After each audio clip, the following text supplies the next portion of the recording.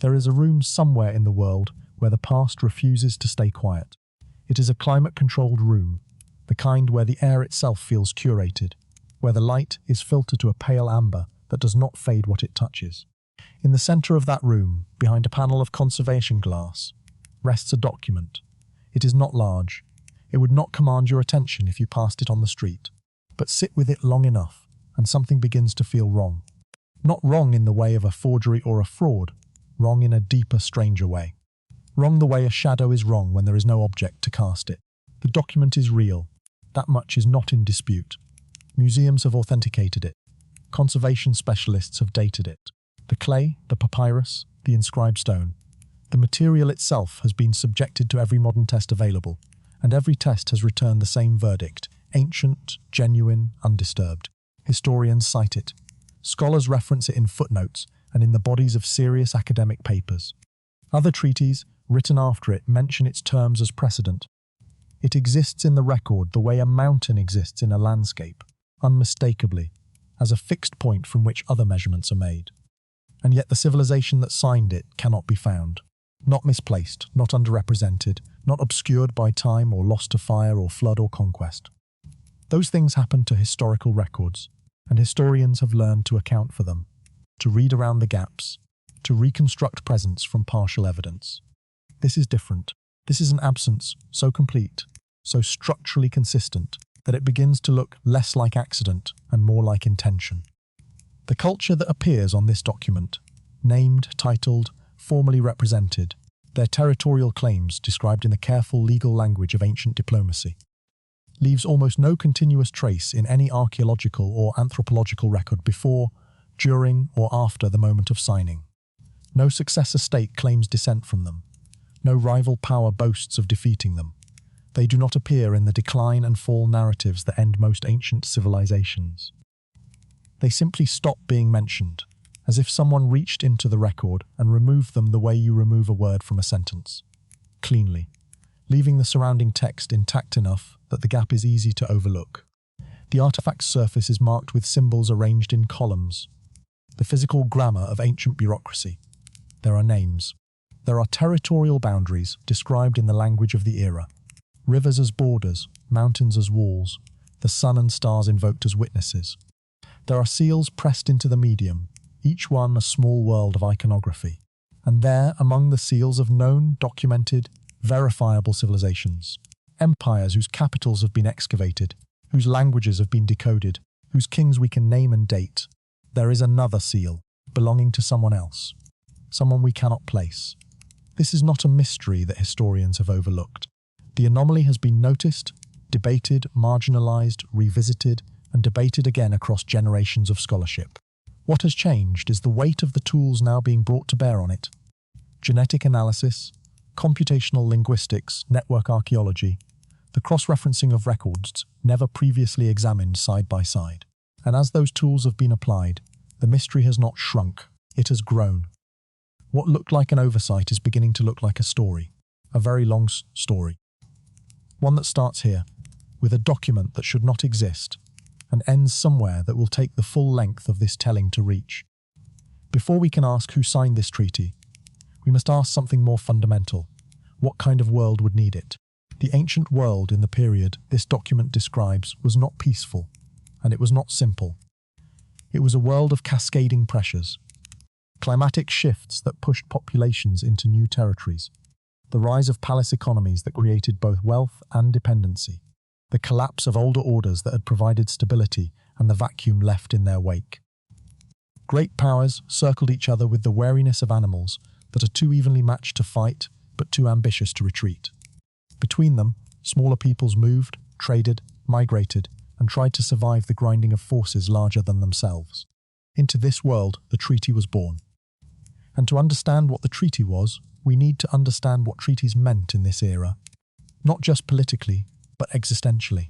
In the ancient world, a formal diplomatic agreement was not merely a document. It was a declaration of reality. When two powers signed a treaty, they were not simply agreeing on borders or trade terms or mutual defense obligations. They were declaring, in the most official language available to them, that both parties existed, that both had standing, that both were recognized as legitimate actors in the world. The treaty was, in a very real sense, an act of creation. It brought political realities into being by naming them. The mechanics of this were elaborate. Witnesses were required. Not just any witnesses, but officials of standing, representatives of the divine order, as well as the political one. In many ancient traditions, the gods themselves were invoked as parties to the agreement, ensuring that violation was not merely a political crime, but a cosmic one. The seals of the parties were pressed into the medium to confirm identity.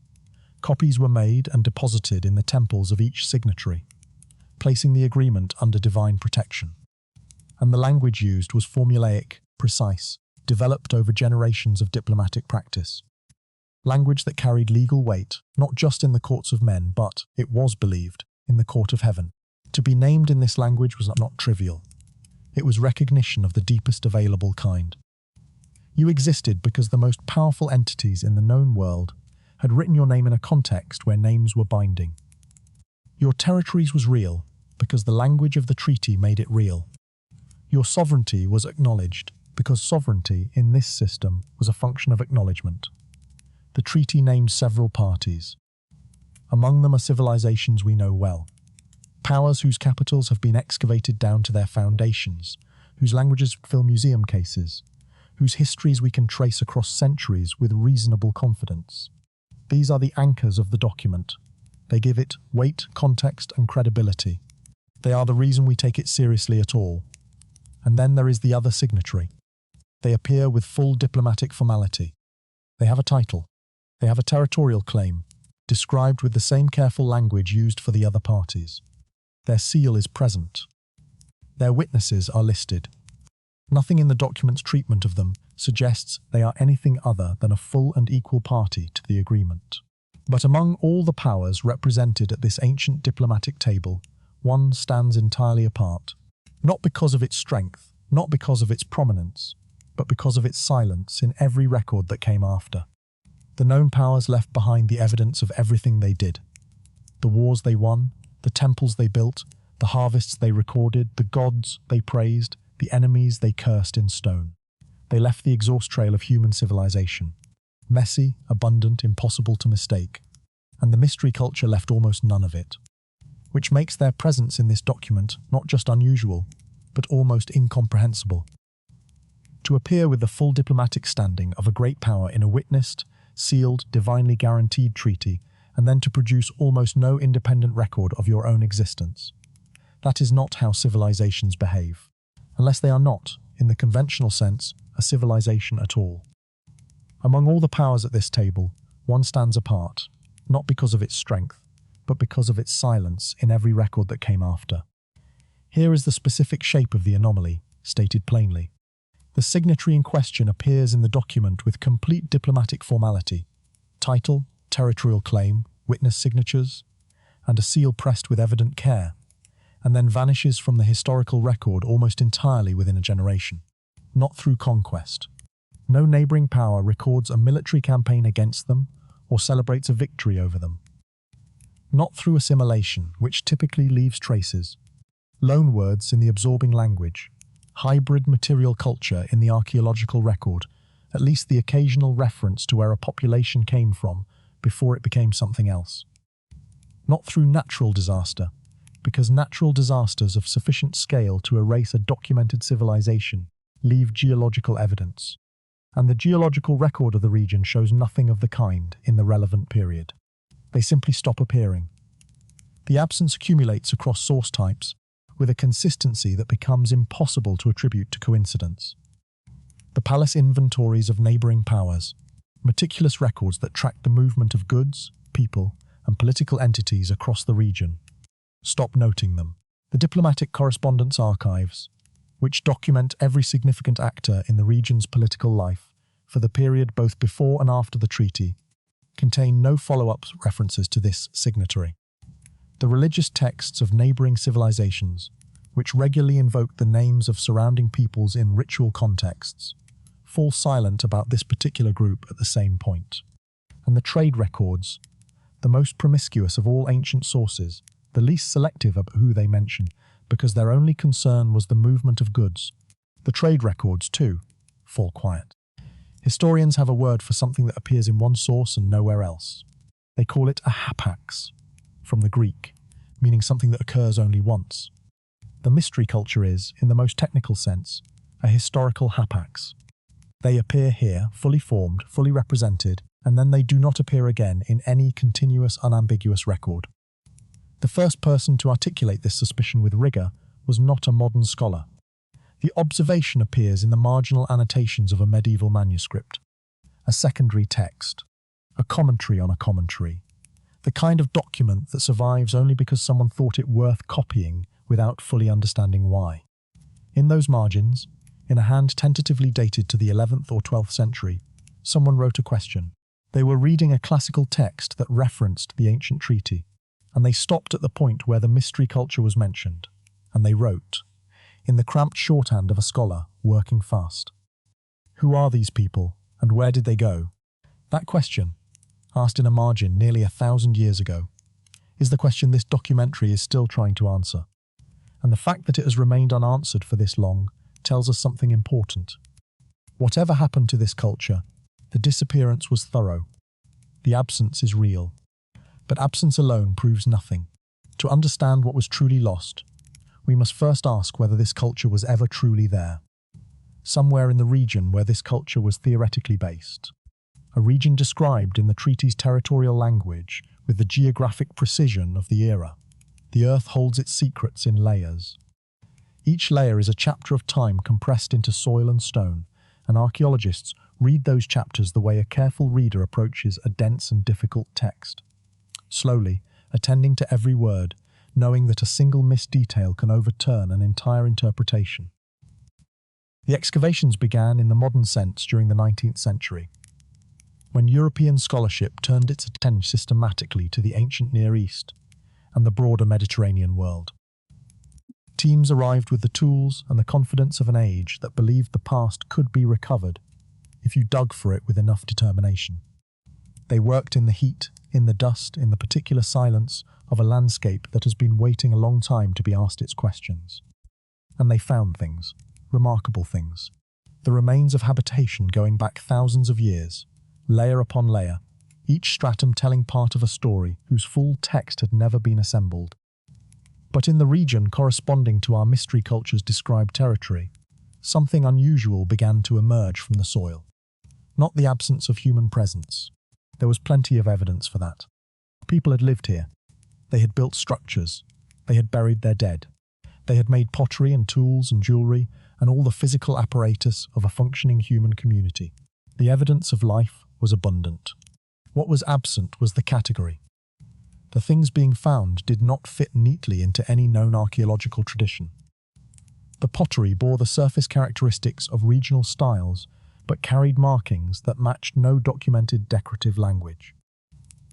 The structural foundations used construction techniques that were neither primitive nor standard for any neighbouring civilization.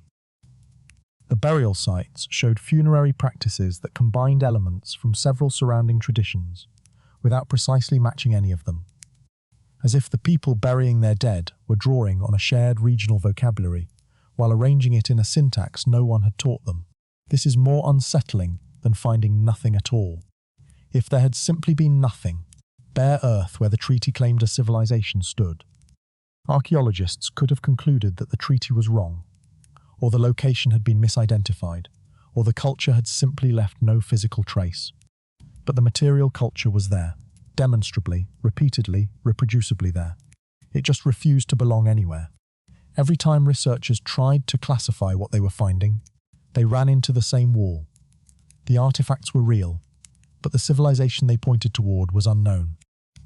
The technical term for what the archaeologists encountered is assemblage anomaly, a collection of objects whose combination does not correspond to any established cultural profile. Assemblage anomalies are not rare. Every dig produces objects that resist easy categorization. But what distinguished this case was the consistency of the anomaly. Across multiple sites, across different excavation seasons, across the work of researchers who were not in contact with each other, the same unsettling portrait emerged. A people who were physically present in the record but taxonomically absent. They had made things. They had buried their dead with care. They had organized their space with evident sophistication. And they had done all of this in a way that did not match anything we already knew. Some researchers argue that the assemblage anomaly reflects genuine cultural distinctiveness, a people who developed in genuine isolation, synthesizing surrounding traditions into something new and unrepeatable. Others suggest the sites represent a transitional population, a community caught between cultural identities, expressing something that was never stable enough to produce the consistent material signature we use to recognize ancient peoples. A third school argues that the classification failure is ours, not theirs, that we are trying to fit an unusual people into categories built to contain usual ones, and that the anomaly is a problem with our tools, not with the evidence. All three positions have merit. None fully resolves the strangeness. Archaeologists found their cities. They found their tools. They found their dead. What they could not find was any civilization those things belonged to. The objects exist. The structures exist.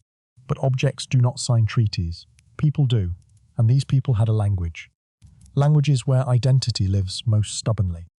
You can change your clothing, your architecture, your burial practices, your political allegiances. History is full of peoples who did exactly that, adapting their material culture to the pressures of conquest or migration or simple economic necessity. But language is harder to abandon. It carries the weight of everything a culture knows about itself.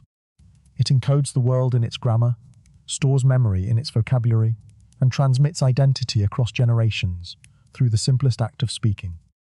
When archaeologists and historians want to identify a people, the first thing they reach for, after the objects and the structures and the bones, is the language. The artifacts from our mystery cultures region include inscribed objects. Not many, but enough to establish that a writing system existed, that it was in regular use, and that it was used by people who were comfortable with inscription. The script appears on pottery, on small stone objects that may have served as markers or identifiers, on what appear to be administrative tablets consistent with the record-keeping practices of the era. There is enough material to confirm that the culture was literate in the ancient sense, that they wrote, and that they wrote in a consistent system that was not simply borrowed from their neighbours. What researchers found when they began analysing that system was extraordinary. The language was a linguistic isolate. It belonged to no known family. It showed no traceable ancestry in any of the language groups that surrounded it. The Semitic languages to the south and east, the Indo-European branches to the north and west, the various other ancient tongues that have been documented in the region. It was not a dialect of anything. It was not a Creole, a contact language, a pidgin. None of the forms that arise when language groups meet and mix. It was, insofar as the available evidence could establish, a complete and independent linguistic system that had arrived in the middle of a richly documented linguistic landscape without, apparently, coming from anywhere. Linguistic isolates are not unknown in history. Basque, spoken in the borderlands of Spain and France, is the most famous living example. A language that has resisted all classification for as long as scholars have tried to unclassify it, surviving in a corner of Europe surrounded by Indo-European languages to which it bears no detectable relationship. Sumerian, one of the earliest written languages known, is another. It stood alone in the ancient Near East, unrelated to the Semitic languages that eventually surrounded and replaced it. These isolates exist, and they are explicable in terms of extreme geographic isolation or ancient population movements that predated the spread of the language families we know. But the mystery culture's language does not fit these explanations comfortably. It appears not at the geographic margins of the known world, but near its centre, in a region that was a crossroads of language, contact, and exchange. The surrounding traditions are well documented. The paths by which languages move through this region are understood in reasonable detail, and this language, this complete, functional, evidently sophisticated system, stands apart from all of them without explanation. Scholars who have spent careers working on the partial corpus that survives describe the experience of analysing it as disorienting. The internal structure is consistent. The grammar shows evidence of long development, of a system that evolved over many generations. But where it evolved and from what origins, the evidence does not say. The partial translations that have been achieved reveal fragments of meaning, references to movement, to waterways, to the relationship between people and land, and, most tantalizing of all, what appears to be a term the culture used for themselves. A self-referential name. Its full meaning would not become clear for decades. Their language didn't come from anywhere. No parent tongue, no sister dialect. It arrived fully formed, and then it disappeared. A language without family. A material culture without classification. But every civilization, no matter how isolated, trades. And trade leaves trails. Commerce does not wait for political recognition. It does not require that trading parties be formally acknowledged by the powers around them. It requires only that both parties have something the other wants, and the capacity to complete an exchange. The ancient world understood this with practical wisdom. Trade was the original form of diplomatic contact, the first acknowledgement that another people existed, long before any formal treaty made that acknowledgement official. The trade records of the era have been studied extensively. The palace economies of the known powers maintained detailed records of goods received and dispatched. Clay tablet inventories, sealed jars with origin markings, administrative documents that tracked the flow of materials across vast distances with the bureaucratic precision that palace economies required for their survival. These records are, in many ways, the most detailed evidence we have of how the ancient world actually functioned on a day-to-day basis. And when researchers began combing them for evidence of the mystery culture, they found something that has never been adequately explained. Goods that could be traced, through their material composition and distinctive markings, to the region where the mystery culture was theoretically located, appeared in markets and palace inventories across the ancient world. Specific types of ceramic ware, metal objects with a distinctive alloy composition, textiles whose dye profiles matched the plant materials of that specific geographic region. These goods moved. They moved in quantity. They moved along multiple routes simultaneously. They reached destinations hundreds of miles from their point of origin. Someone was producing them, someone was moving them, and someone at the other end was receiving and recording them. But the records almost never name the source. Not once, in the extensive documentation that has been examined, is there an unambiguous reference to the mystery culture as a commercial party. Instead, the goods are attributed to geographic descriptors, from the eastern hills, from the river traders, from the inland peoples. Descriptions that locate the goods in space, without identifying the people who made or carried them. This could be coincidence. Ancient merchants were not always rigorous about attribution, but the consistency of the omission, across records from multiple different civilizations and multiple different time periods, begins to look less like imprecision and more like policy. This phenomenon has a name in the scholarly literature of ancient commerce: phantom merchants. Groups that appear in economic records as sources of goods, but not as identified actors. Presences inferred from what they produced and moved, but that resist identification as named parties. Several ancient peoples have been characterized this way, usually populations on the edges of the documented world who participated in long-distance trade before they were formally incorporated into the records of the powers around them. But the mystery culture presents a version of this phenomenon that is more extreme and more deliberate than any other documented case. They did not simply fail to be identified. They appear to have been actively avoiding identification. They were trading at scale, across a wide geographic range, while ensuring that their name remained off every record. The chapter's second major twist sits here, in the intersection of the trade evidence with the treaty document. Because the treaty is, among other things, a commercial document. It governs trade as well as territorial boundaries, and several of its provisions deal explicitly with the movement of goods through the contested region. A treaty governing commercial activity, signed by a culture that had spent generations ensuring its commercial activities were unrecorded. That conjunction is not accidental. The treaty may have been, at its heart, a commercial instrument, a mechanism for formalizing a trade arrangement that both major powers needed, dressed in the language of sovereignty and statehood, because that was the only language the diplomatic system of the era could process. Their goods were everywhere. Their name was nowhere. Someone worked very hard to make sure of that. They hid their identity in trade. But you cannot hide forever when you sign your name to a treaty. Someone chose to make them visible. just once. The question is why? Power, in the ancient world, was not only expressed through armies and walls and the accumulated grain of palace storerooms. It was expressed through language. The carefully chosen, ritually weighted language of official documents. The kind of language that did not merely describe reality, but, in the understanding of the era, helped create it.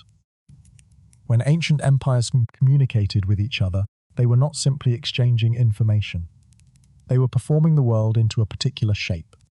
They were declaring, "This is what exists, this is who counts, this is the order that the gods have ordained, and that we, their servants on earth, hereby confirm." The treaty was the highest expression of this performative power. It was the moment when rival or allied entities declared each other real. To be named in a treaty was to be assigned a place in the cosmic order, to be told, in the most authoritative language available, that you existed, that your claims were acknowledged, that your word carried weight in the governance of the world. In many ancient traditions, the gods were explicitly invited into the treaty as witnesses and guarantors. Violation of the treaty was not merely a breach of faith between states. It was an offense against the divine order, a tear in the fabric of reality that the gods themselves would move to repair. The most celebrated example of this tradition is the Egyptian-Hittite peace agreements of the 13th century before the Common Era, the earliest known surviving international treaty, a document so carefully crafted that it was simultaneously carved in stone at Karnak and inscribed on silver tablets for the Hittite royal archives. Both powers appear as equal parties, their divine patrons invoked in parallel columns, their kings addressed with equivalent honorifics. The message is unmistakable. We see each other, we name each other, and in the naming we create a shared world. Every treaty in this tradition operates on the same logic. The naming is not incidental. The naming is the point. Against this background, the presence of our mystery culture in such a document is not a minor detail. It is a statement of the most consequential kind. Somebody wanted them in the record. Somebody had the authority and the will to write their name into a document witnessed by the powers of the age, sealed and deposited and treated as binding. That act of naming was nothing less than the declaration of their existence. In the ancient world, if a great empire wrote your name in a treaty, you existed. If they didn't, you never had. Someone wrote this name. The question of why is the question that changes everything. Because once we ask who benefited from this culture's formal recognition, the mystery shifts. It is no longer purely archaeological or linguistic. It is political. It is a question about power and motive and the carefully calculated use of other people's identities in the service of larger ambitions. Consider what the formal recognition of a semi-nomadic, commercially active, linguistically isolated network would have meant to any of the major powers at that table. Recognition granted legitimacy. Legitimacy granted territorial claims.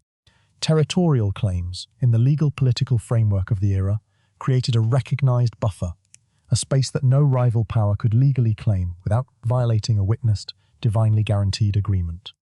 The culture's obscurity may not be a product of time. It may be a product of design, someone else's design, pursued with the efficiency that ancient empires brought to everything they valued. The mystery is no longer about who they were. It is about who needed them to be something, and that shift, from the cultural to the political, brings the whole question into a different kind of a focus. Recognition is power, but power always serves someone. To find out who put this culture on the treaty, we must look at the other signatories and ask which one had the most to gain. The other parties to this treaty are not mysteries. They are, in the vocabulary of ancient history, well attested, their capitals excavated, their king lists compiled, their diplomatic correspondence partially preserved, their relationships with each other and with smaller powers documented across multiple independent source traditions. We can build profiles of them with reasonable confidence. We can characterize their ambitions, trace their strategies, and identify the patterns in how they related to the smaller or less powerful entities around them. Each of the major signatories had reasons to want this treaty. Each had territorial interests that the agreement addressed, commercial concerns it regulated, military anxieties it temporarily relieved. What we are looking for is something more specific, a motive not merely to sign the treaty, but to ensure that the mystery culture appeared in it, a reason to name them. a benefit derived from their formal recognition that goes beyond anything the treaty's terms overtly express. When we look at the major signatories through this lens, one pattern emerges with unusual clarity. One of the known powers had a well-documented strategic practice that scholars of this period recognize from multiple instances: the creation of buffer entities along contested borders. This was not an unusual practice in the ancient world. It has parallels in every era of political history, including our own, but this particular power had elevated it to a documented method. They had a consistent record of formally recognizing small entities in regions where their territorial claims were weak or disputed, granting those entities a degree of official standing that made them useful obstacles against the ambitions of rival powers. The recognized entity did not need to be strong. It did not need to be populous or wealthy or militarily capable. It needed only to exist in the official record as a named and acknowledged party whose territory formed a buffer between competing interests. The mystery culture's described territory sits in precisely the kind of geographic zone where this strategy would be most valuable. It lies between areas claimed by rival powers, in a region where the absence of any recognized entity would create a vacuum that a competing empire might move to fill. By ensuring that this culture was formally recognized in the treaty, named, titled, their territory defined, their seal present among the seals of the great powers, the buffer state creator achieved something of immense strategic value without the cost of conquest or colonization. They created a legal reality, a recognized entity in a strategically vital location. And because the culture's actual nature was already shadowy and undefined, a network rather than a state, a mobile trading people rather than a settled political entity, the creating power could project onto them whatever identity the strategy required. They did not need to construct the culture from nothing. They needed only to take something that existed in a form the diplomatic system could not process, give it a processable form, and press its seal into the treaty with the confidence that no one would look too closely at the gap between the form and the reality beneath it. What if a great empire didn't discover this culture, but created them? What if the treaty wasn't recognizing something real, but building something useful? This possibility, once introduced, cannot be dismissed. It fits too neatly with the creating power's documented habits, and it accounts for too many of the anomalies. The perfect diplomatic formality of the mystery culture's appearance, the absence of any background record, the vanishing that followed once the strategic need had passed, an empire with motive, a culture with no traceable origin, and a treaty that made them both real. But for a manufactured identity to hold, someone had to live it. Here is where the mystery finds its human heart. Because whatever the political calculations that put this culture's name on a treaty, real people lived in that region. The unclassifiable pottery was made by real hands. The unusual burials were dug by real people grieving their real dead. The linguistic isolate was spoken by real children who learned it from their parents, who learned it from theirs, in an unbroken chain of transmission that stretched back to origins no one can now trace. The political identity may have been manufactured, or imposed, or borrowed for a season of diplomatic convenience, but the people were genuine, and what was done to them is something that history has taken too long to reckon with. The experience of being a people whose identity is officially constructed and then officially dissolved is not, as we might hope, a uniquely ancient phenomenon. It has a long afterlife, stretching from the ancient world through the medieval era into the colonial period and far beyond. We have documented cases of ethnic and cultural groups absorbed into administrative categories that bore no relationship to how those groups understood themselves. We have cases of names changed by imperial decree, histories rewritten to erase inconvenient predecessors, peoples reclassified out of existence by bureaucratic fiat so that the territory they occupied could be described, in the official language, as empty or unclaimed. The pattern, when examined across eras and contexts, shows a disturbing consistency.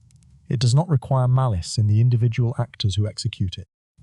It requires only the institutional logic of a system that assigns value based on recognized categories, combined with the political will of a power par that benefits from removing a particular group from those categories.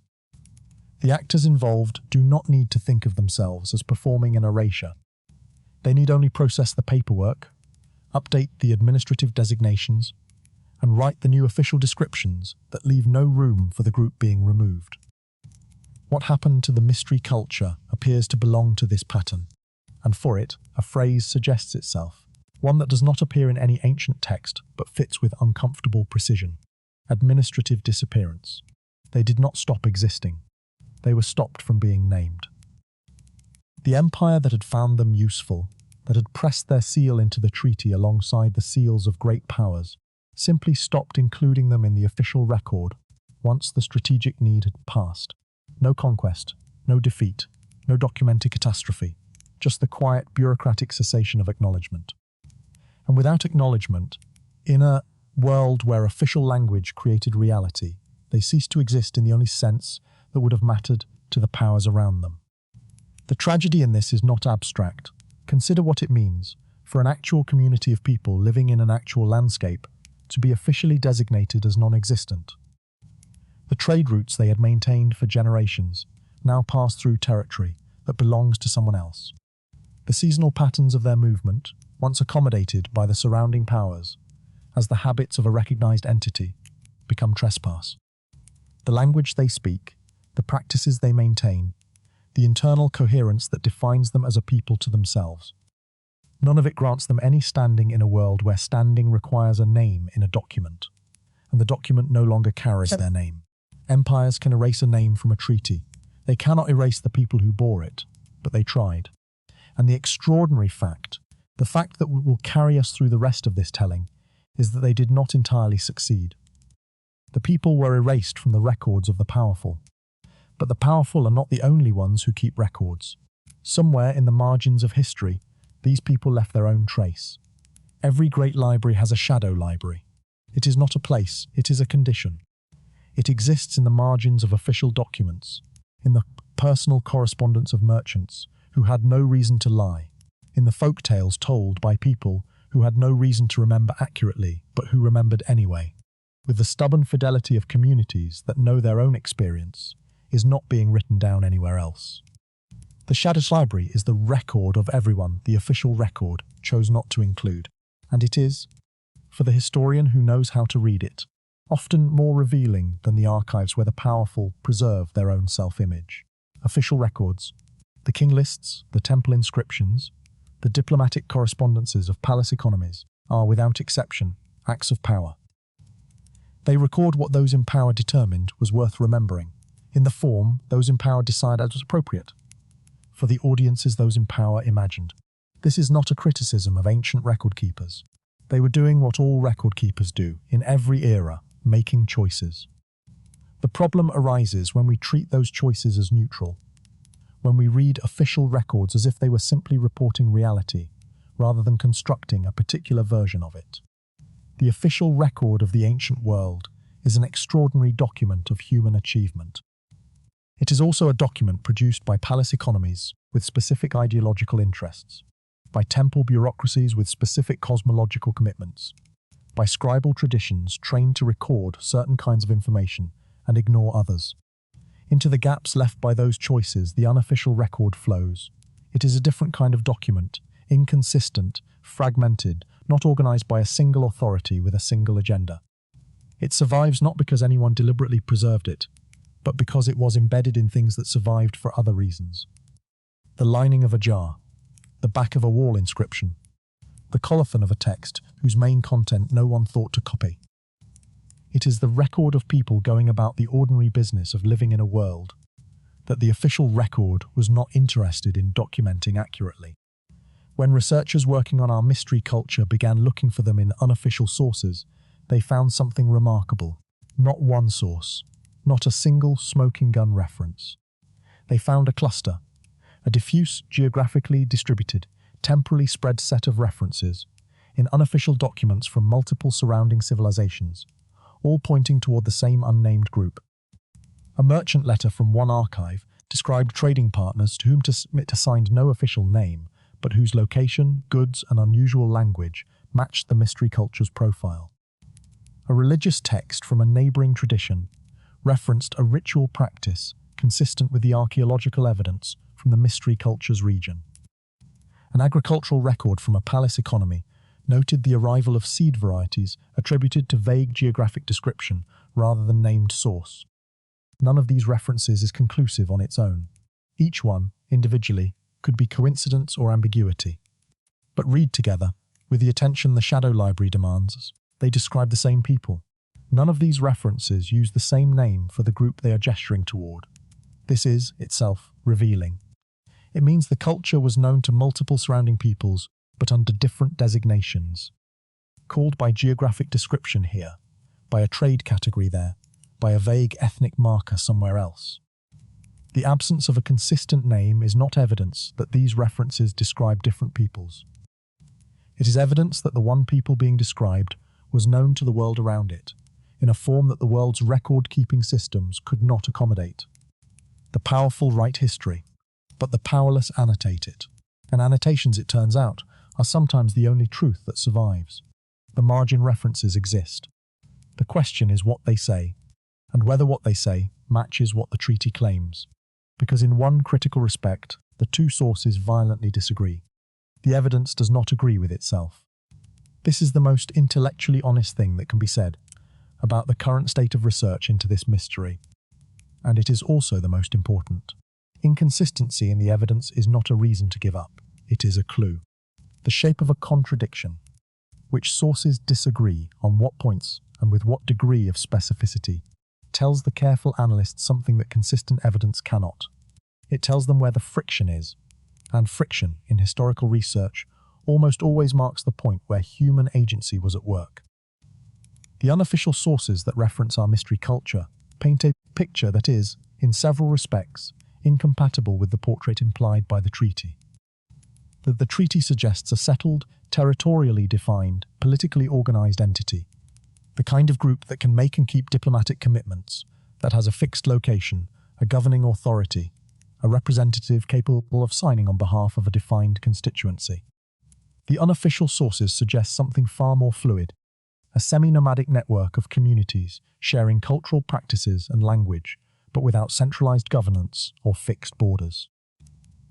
People who appeared and disappeared from different locations in different seasons, who were recognized by those who encountered them through shared cultural markers rather than through association with a particular place.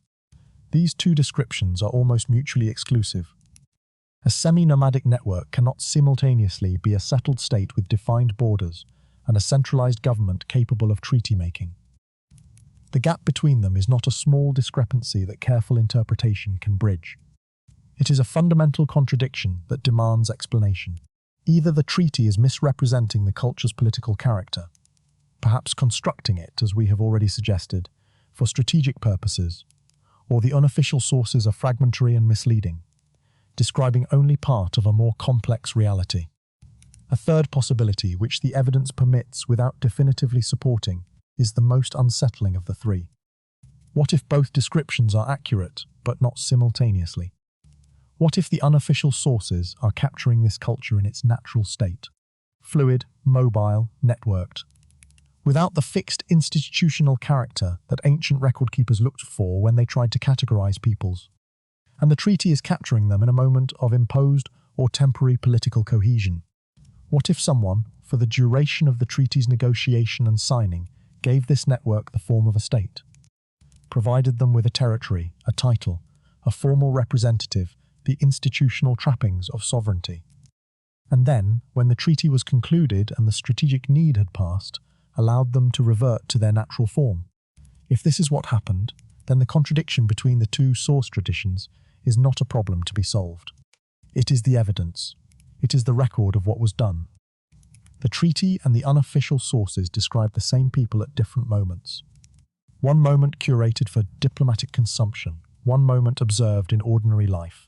The distance between those two moments is the distance between a political construction and a human reality. Two sets of sources, both credible, both describing the same people, both completely contradicting each other. Only one of them can be right, unless neither of them is. If the treaty imposed a political identity on a people who did not naturally hold it, then the treaty itself becomes a kind of fiction, and fictions, in geopolitics, have consequences that can last for millennia. There is a phrase that has become something of a cliché in modern discussions of territorial conflict. The map is not the territory. It entered circulation as a warning from the philosophy of language, a reminder that the symbols we use to represent the world are not the world itself, that the map is a human construction imposed on a reality that does not naturally conform to lines and categories and the clean delineations of cartographic convention. The phrase has become familiar because it is true, and because the truth it carries keeps reasserting itself across every era and every context in which maps are used to make political claims about land and people. The ancient world knew this truth, even without the phrase. The borders defined in ancient treaties were human constructions pressed onto landscapes that did not recognize them. The communities living within those borders did not always align with the political identities assigned to them. The territories claimed by ancient powers often contained peoples who had been living there before the claiming power arrived, and who continued living there in their own way, regardless of what the official documents said. Our mystery culture may be one of the earliest documented examples of a people to whom a map was given that did not match the land they actually inhabited, or the life they actually lived. The contemporary resonance of this is not accidental. The same mechanism has operated across every colonial and post-colonial context where an outside power drew lines that cut through communities without their consent. The borders that European powers drew across Africa in the late 19th century divided linguistic communities, separated pastoralist peoples from their seasonal territories, and created states whose internal boundaries had no relationship to the human geography they contained. The identities assigned by colonial administrators to the peoples they governed often bore no relationship to how those peoples understood themselves, and in each of these cases, the paper reality and the human reality diverged, sometimes quietly, sometimes catastrophically, always with consequences that outlasted the powers that created them. Researchers studying these modern identity crises have begun, with increasing frequency, to cite this ancient case as a historical precedent. The citation appears in academic literature on indigenous identity politics, in legal scholarship on territorial rights, in anthropological studies of forced cultural reclassification.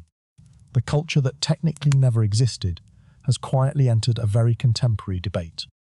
Its case is being used as evidence that what we sometimes treat as a modern problem, the use of administrative categories to erase or construct identities for political purposes, is in fact a very old practice with a very long history of consequences. The map created a fiction, the fiction became a reality, and then the reality was erased.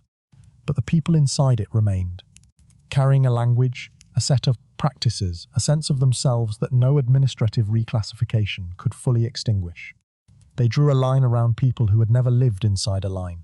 It worked, until it didn't. And then it worked again, somewhere else in a different century, with a different name. The map created a fiction.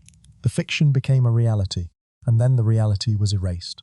But erasure, it turns out, is rarely complete. Somewhere, someone remembered. Before writing, there was speaking. Before the archive, there was the voice. Human beings have been keeping records of their experience, for as long as they have had experience worth keeping. And for most of that time, the record was not inscribed on clay or papyrus or stone. It was carried in the body, in the mind, in the ritual and song and story that communities passed from one generation to the next with a fidelity that written culture tends to underestimate, because written culture has forgotten what it was like to need memory so absolutely.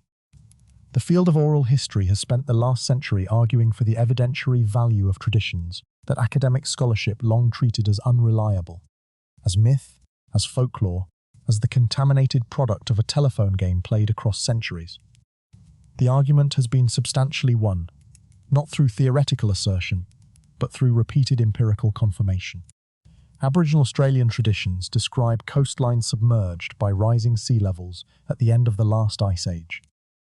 Coastal landmarks that match the described geographies, now sitting under tens of meters of water, representing memories transmitted accurately across 10,000 years of oral tradition.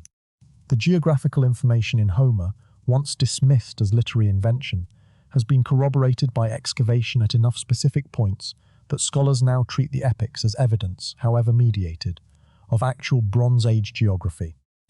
The folk traditions of communities in volcanic regions around the world encode accurate memories of eruptions that occurred before any written record was made. Memory is not perfect. Every act of oral transmission is also an act of interpretation, and interpretations shift with the communities that perform them.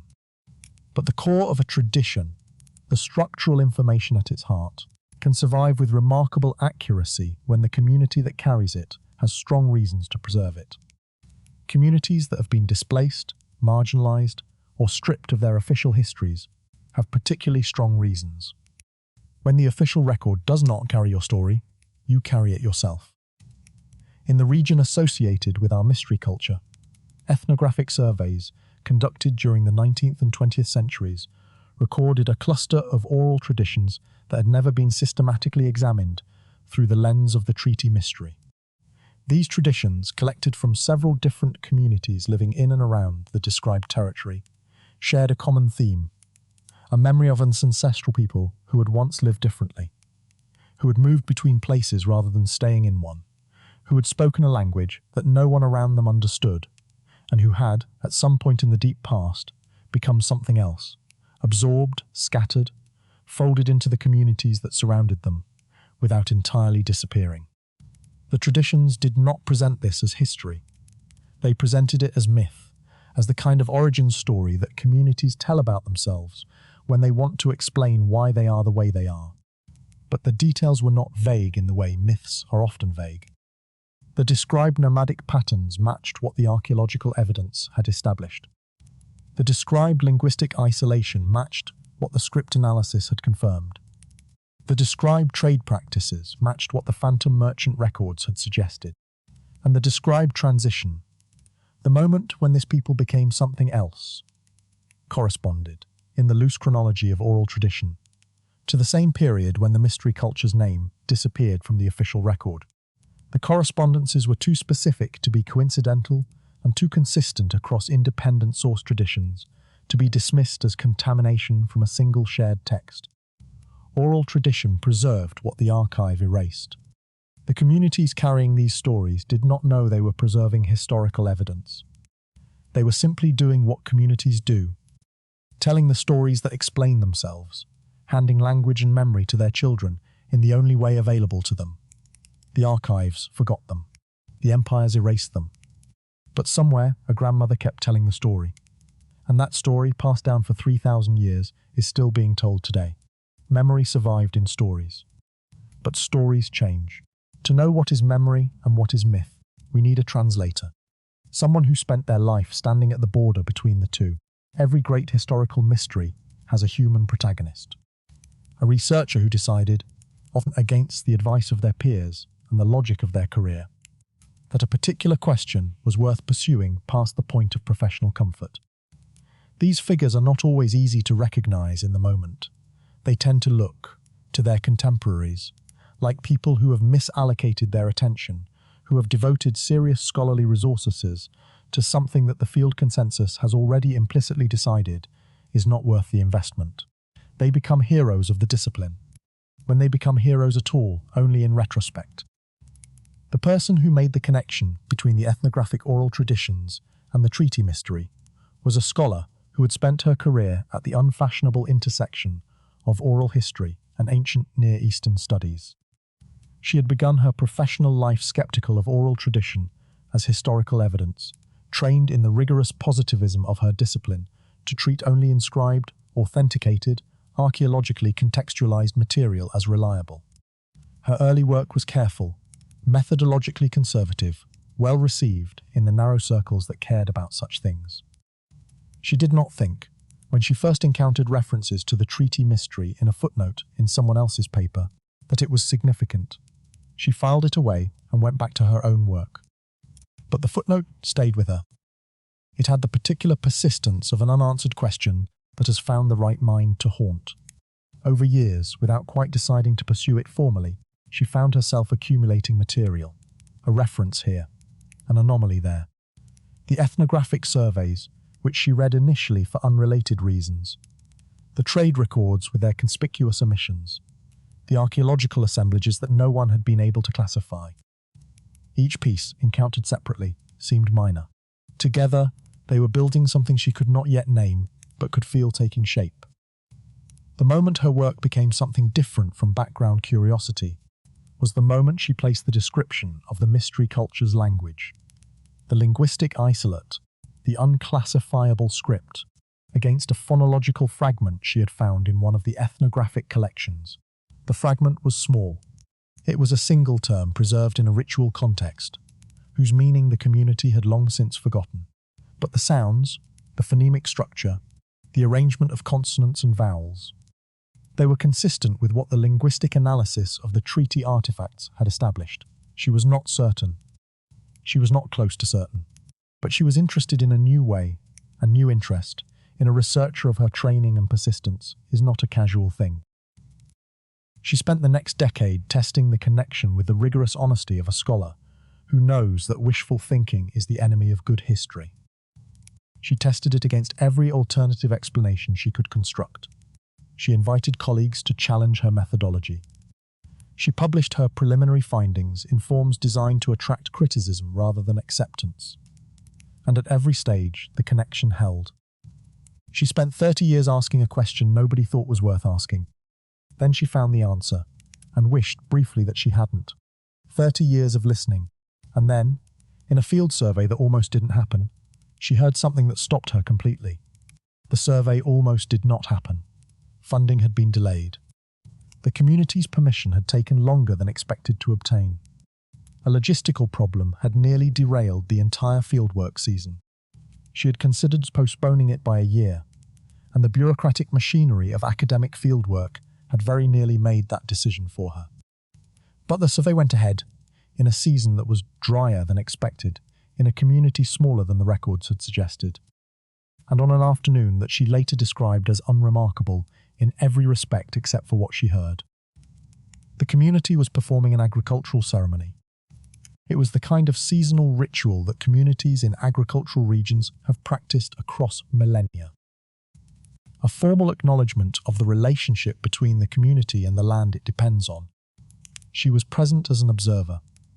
She was not there for the ceremony specifically. She was there to conduct follow-up interviews for a different strand of her research. The ceremony began before her interviews were scheduled, and she waited, listening, in the way that field workers learn to wait, with her attention open rather than directed, taking in whatever the environment offered. The song was not performed for her. The community sang it as they had always sung it, in the particular way that ritual songs are sung when their words are old enough that meaning has given way to sound, with attention to the music and the rhythm and the occasion, but without the kind of conscious attention to content that a song in a living language commands. The singers did not know what the words meant. They had not known for generations. The song was the song because the song had always been the song. She recognized the fragment immediately. The phonemic signature was unmistakable to her by then, after years of immersion in the language of those fragmentary artifacts.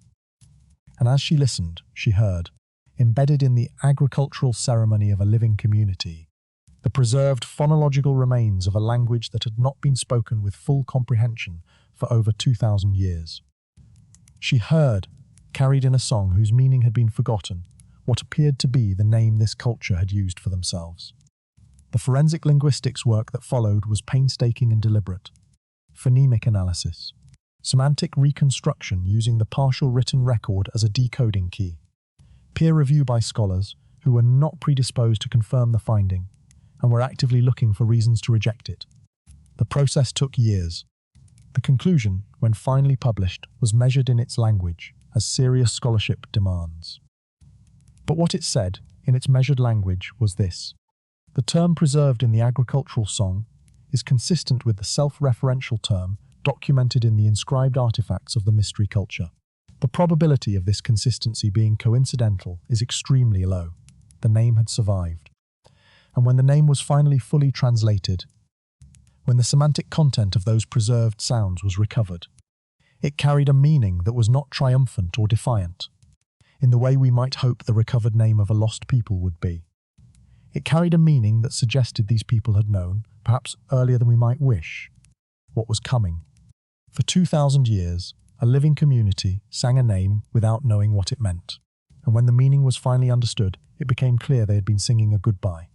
A name, a memory, a song.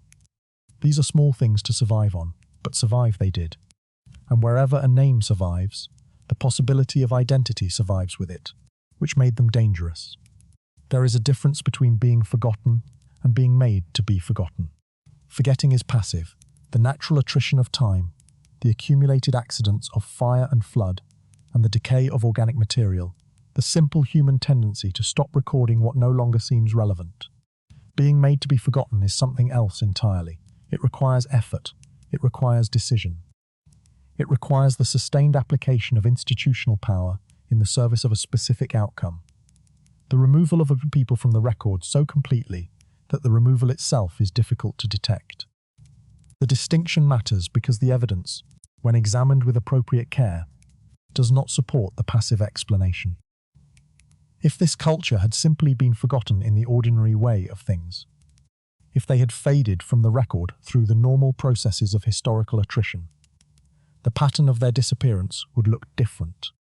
It would be uneven, varying by source type and geographic region, showing the random distribution of survival and loss that characterizes genuinely accidental absence. Instead, the pattern shows something far more consistent.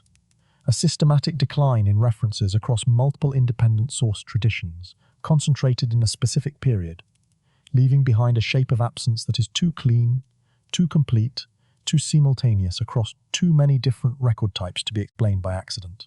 The phenomenon has a name in classical history. The Romans called it damnatio memoriae, the condemnation of memory, the formal erasure of a person or entity from the official record. Names chiseled off inscriptions, faces removed from frescoes, references expunged from official documents. The practice was used against disgraced emperors, executed traitors, political enemies whose memory was deemed dangerous to the current power. Other ancient traditions practiced versions of the same thing. The destruction of predecessor records after conquest in Mesoamerica, the habit of expunging the names of pharaohs deemed illegitimate in ancient Egypt, the systematic rewriting of dynastic histories in ancient China. In every case, the purpose was the same, not merely to punish the past, but to reshape the present by controlling what the past was allowed to contain. What happened to our mystery culture appears to belong to this tradition, but with a particular refinement.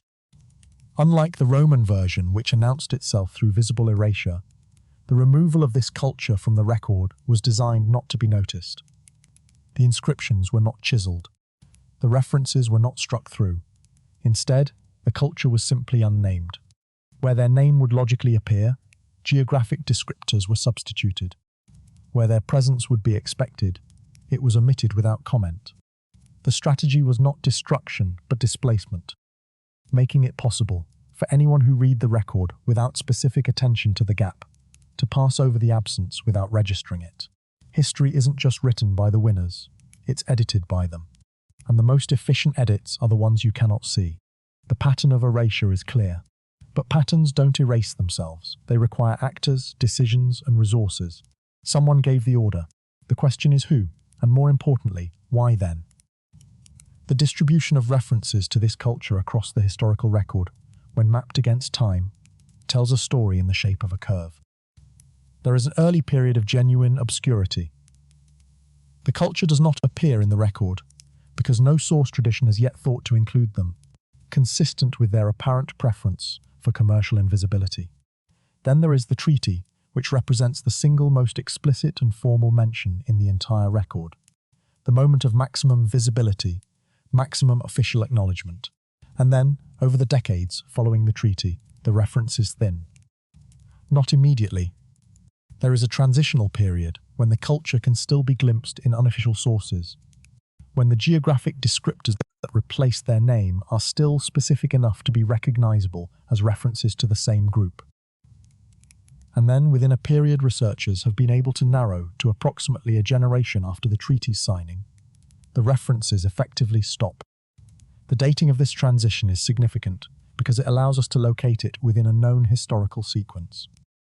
The period in question was not a quiet one. It was a period of political restructuring among the major powers of the region. a sequence of events including the transfer of power within one of the major signatory states, a territorial reorganization that redrew the administrative map of the region, and the conclusion of a subsequent series of agreements that effectively superseded the treaty we have been examining. Each of these events is documented independently. Each created opportunities for the revision of earlier arrangements, and each is consistent with the motive we have already identified, a major power that had used the mystery culture as a buffer entity, and that had, once the buffer's strategic function was exhausted, no further use for their formal existence. The correlation between the end of the mystery culture's recognizability in the record and these specific political events is not absolute proof of causation. History is not a laboratory, and correlations can be coincidences. But this correlation is too precise, too concentrated in too narrow a window to be comfortable. The evidence of timing points insistently toward a specific political decision made within a specific institutional context by actors whose identity the surrounding record allows us to infer with reasonable confidence. From this period, one fragmentary document survives that may be the most important piece of evidence in the entire case. It is a damaged administrative tablet from an archive only partially excavated. The kind of document that survives by accident rather than by anyone's intention to preserve it. The tablet appears to be part of a reclassification process, a formal reorganization of territorial designations in a newly restructured region. And in the damaged, partially legible text of that tablet, the mystery culture's name appears in what looks like the category of entities being dissolved, merged, or absorbed into new administrative configurations. It is the last time their name appears in any document that can be confidently dated. After this tablet, silence. There was a moment, a specific datable moment, when someone decided this culture would no longer be named. We think we know when. We think we know who. We still don't fully know why. But the why requires us to look not at what was lost, but at what was gained. And what was gained, it turns out, was enormous. What happened next is the simplest part of the story, and the most damning. In the records from the period immediately following the mystery culture's disappearance from official documents, the territory they had been assigned under the treaty appears under different jurisdiction. No transfer is recorded, no annexation is described. No ceremony of incorporation, no formal absorption, none of the administrative documentation that typically accompanied territorial changes in this period and in this legal tradition. The land simply appears, in a new set of documents, as belonging to a different power, as if it had always belonged to them, as if there had never been anyone else there whose claim needed to be superseded. The mechanism that made this possible is, in retrospect, elegant in its brutality. If you recognize a people, you must deal with their claims. If a culture is formally acknowledged as a party to an agreement that defines their territory, any transfer of that territory requires a legal process, a renegotiation, at minimum an official record of the change in status. But if the culture is simply unnamed, simply removed from the record of recognized entities, then the territory becomes, in the official language, unclaimed. It belongs to no one, or rather, it belongs to no recognized someone, which in the political theology of the ancient world amounted to the same thing. A power that moved into that territory was not conquering anyone. They were, by the logic of the official record, occupying empty land.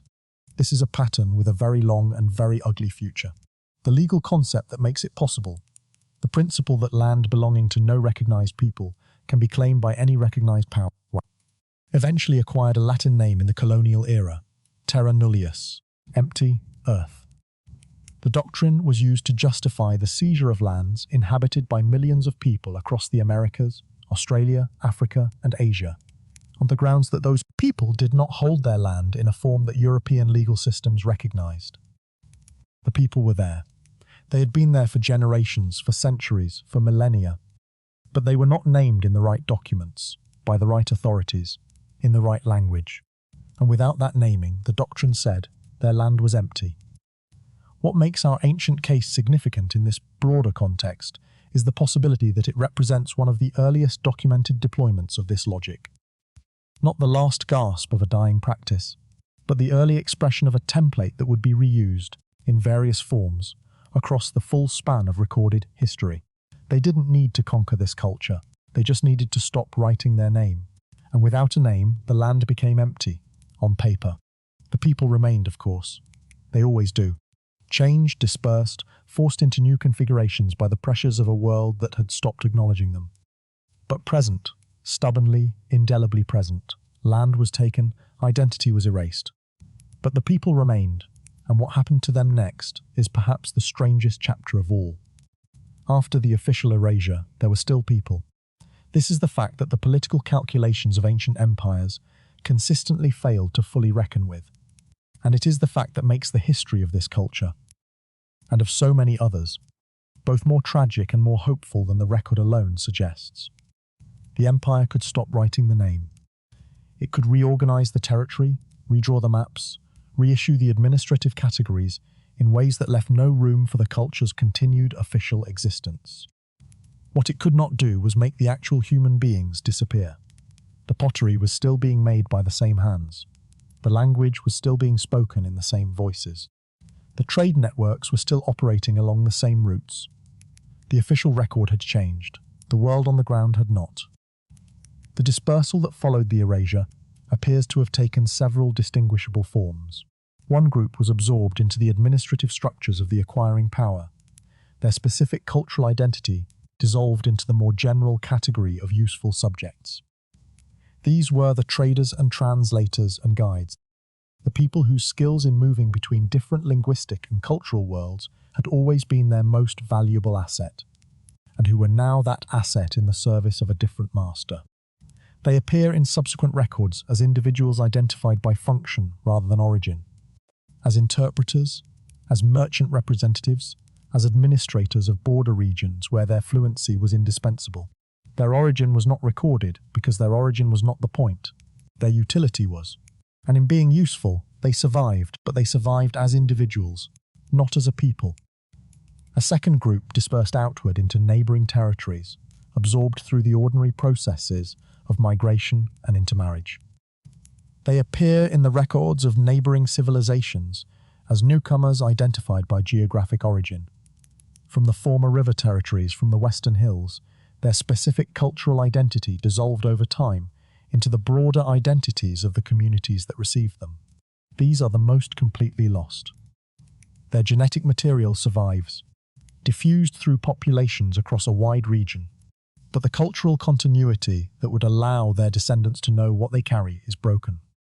They became their neighbours, and their neighbours became them, in the slow, imprecise chemistry of population mixing that operates below the level of official record. But there was a third group, and the third group is the reason this story has a living dimension. This subset did not assimilate. They did not serve the new power or dissolve into the communities around them. Instead, they did something that human beings under cultural pressure have done in every era and on every continent when the alternative is extinction. They hid. Not physically. They did not retreat to a remote valley or a fortified island. They hid in plain sight. They maintained their language, their practices, their internal identity, their sense of themselves as a people with a particular history. And they did this privately in the interior life of their community, while presenting to the outside world whatever face was required for survival. Anthropologists have a term for this strategy: crypto-ethnicity. The practice of maintaining a cultural identity privately while publicly presenting conformity to the expectations of a surrounding or dominant culture. The crypto-Jews of medieval Spain maintained Hebrew prayer and dietary practice behind closed doors while publicly presenting as Christian. Certain communities in Ottoman territories preserved languages and ancestral practices in private while conforming to administrative expectations in public. The pattern appears wherever a culture faces the choice between visible existence and survival, and where visible existence has become too dangerous to sustain. Our mystery culture may be among the earliest documented examples. When a culture cannot exist openly, it learns to exist invisibly. And invisible cultures are, paradoxically, the hardest ones to destroy. The marks that a hidden culture leaves are subtle by design.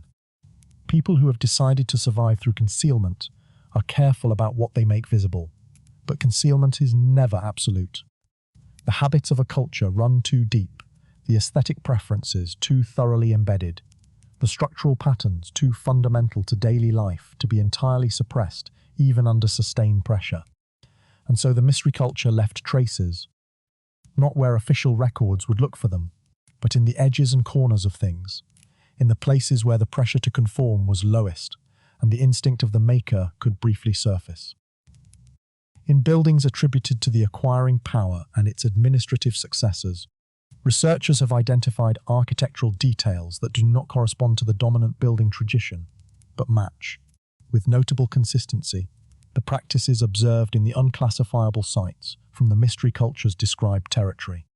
The proportions of certain room layouts, the techniques used in wall construction at foundation level, the orientation of specific structural features in ways that have no obvious practical explanation in terms of the dominant tradition, but align with what the archaeological record suggests about the mystery culture's approach to organizing inhabited space. The buildings are officially someone else's buildings, but the hands that built them remembered something the official record had chosen to forget. In the decorative traditions of neighboring civilizations, the same phenomenon appears in a different register.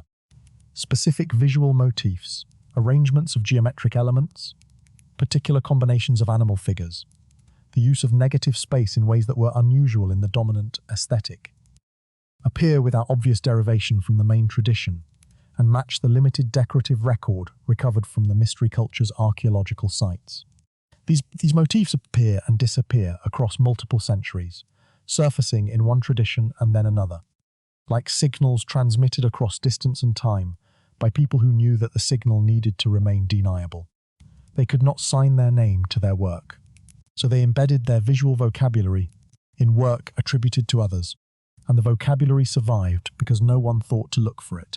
And then there are the names. Place names, personal names, the names of villages and rivers and geographic features in the region. A subset of these, when analysed through the lens of the mystery culture's linguistic isolate, yield meanings in that language rather than in the dominant languages spoken in the region in subsequent centuries. These names were given by people who still thought in the lost language, even after they had stopped speaking it openly. They named the land in the only tongue that felt true to them, and the land held the names long after the namers were gone. They couldn't write their name in the records, so they wrote it on the land, and the land, unlike the archives, was never edited. Among the place names recovered and analysed through this lens, one stands apart. It belongs to a small elevated site in the region, not a capital, not a centre of commerce, not a place of any particular strategic significance, just a place. Translated through the mystery culture's linguistic record with the careful methodology that the field now requires, the name appears to mean the place where we remember. It is a small thing, a name given to a hill or a ridge by people who could not openly declare their identity, but who could, in the act of naming, quietly insist on the fact of their memory. The hidden marks are real. The intention behind them is readable, if you know how to read it. And if our analysis is correct, there may be living communities today who carry this heritage without knowing its full depth. The possibility that living communities today are the biological and cultural descendants of this mystery culture is not a conclusion that researchers have reached quickly or carelessly. It has been approached with the particular caution that the field demands when the subject of historical research is not a dead civilization, but living people with ongoing identities, political situations, and the full human capacity to be affected, sometimes damaged, by what scholars say about them. The evidence exists, it has been examined, and it points, with a consistency that cannot be responsibly dismissed, towards specific communities in the region whose genetic and cultural profiles suggest a connection that is not adequately explained by their official histories. The genetic evidence takes the form of specific haplogroup markers, signatures that track lines of biological descent through populations that appear in unusually high frequency in certain communities and that do not match the profiles of the surrounding majority populations. These markers do not prove cultural identity. Genetics can tell you that a population is genetically distinct from its neighbours. It cannot tell you what language they spoke or what they wrote on their pottery. But in combination with the linguistic evidence, the oral tradition evidence, and the place name evidence, the genetic data forms part of a converging picture. The communities in question show a pattern of relative genetic isolation, consistent with a group that maintained strong internal preferences. Exactly what we would expect from a crypto-ethnic community that survived through deliberate concealment over many generations. The ethical dimensions of this research are not peripheral. They are central.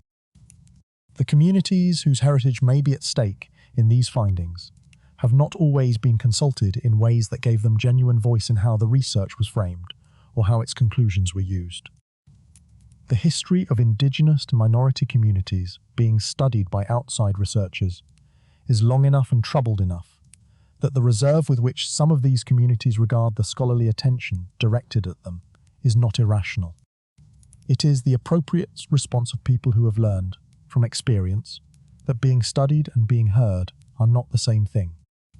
What the available testimony from these communities reveals, where it has been gathered with genuine care and consent, is a range of responses that resists easy summarization. Some community members welcome the connection with the ancient culture as a recovery of suppressed heritage, a form of vindication, a return of something taken. Others are cautious, noting that academic identification does not translate into political recognition, that being cited in a scholarly paper does not change the administrative realities that shape daily life. Still others question whether the identification is accurate, whether the researchers have the tools to navigate a history this layered, whether their community's interests are genuinely being served, or whether they are being used, again, as evidence in someone else's argument. The culture technically never existed, according to the archives. But genetics does not care about archives, and genetics is saying something very different. The living dimension of this mystery changes its character entirely. It is no longer only a question of what happened in the distant past. It is a question about the present, about identity, recognition, and the long arm of ancient decisions reaching into lives being lived right now. To understand how we got here, we must return, one final time, to the document where it all began. When you read a document for the first time, you read it with the assumptions you bring to it. You see what it appears to say, filtered through everything you already believe about the world it comes from. When you return to the same document after years of working in its context, after the archaeology, the linguistics, the trade records, the marginal annotations, the oral traditions, the genetic data, you discover that the document has not changed. You have. And the document you now read is not the document you read before. The treaty's territorial clauses, which on first reading appeared to be the standard legal geography of ancient diplomacy, now carry a different weight. The territory assigned to the mystery culture is described with the characteristic precision of the era, bounded by rivers, by elevated terrain, by named geographic features that would have been legible to anyone present at the signing. But the described territory, when mapped against what the archaeological and anthropological evidence actually shows about the mystery culture's presence in the region, is not quite right. It is too fixed. It assigns a permanent, bounded character to a people whose actual mode of existence was seasonal and mobile. The territory is not where they lived. It is where they were placed, on the document.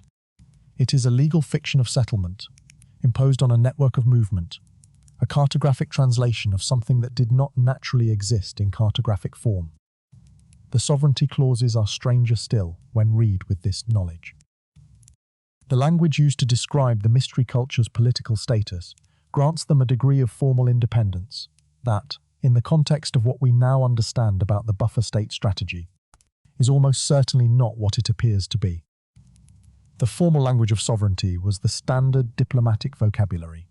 It would have been unusual not to use it, because to describe a party in lesser terms would have undermined the treaty's credibility as a document between equals. But sovereignty in this era was always a spectrum.